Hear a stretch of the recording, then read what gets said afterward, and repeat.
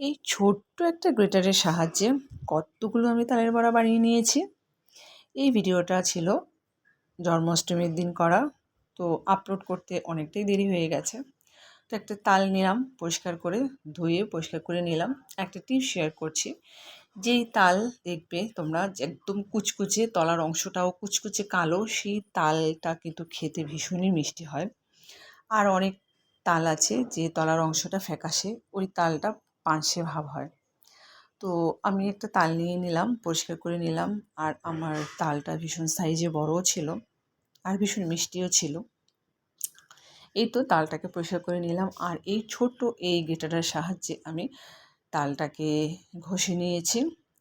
প্রতিবারই তালটাকে ঘষার পর এই গ্রেটারটার থেকে আঁশগুলো বার করে গ্রেটারটা ধুয়ে নিয়ে আবার ঘষে নিতে হবে।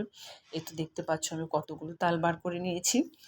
এবার শুধু মিক্স করার পালা। এবার সুজি দিয়ে দিলাম পরিমাণ মতো, চিনি দিয়ে দিচ্ছি, আর দিয়ে দিলাম ময়দা। এবার সুজি, ময়দা, চিনি দেওয়ার পর আমি দিয়ে দিলাম তাল, দিয়ে ভালো করে মিক্স করে আধ ঘন্টার জন্য আমি ঢেকে রেখে দেব। আর ওইদিকে তেল বসিয়ে দিলাম।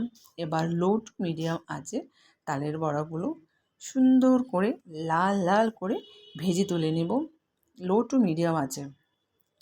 হাই ফ্লেমে ভাজলে কিন্তু তালের ভেতরটা কাঁচা থেকে যাবে। এই তো রেডি হয়ে গেল আমার জন্মাষ্টমী।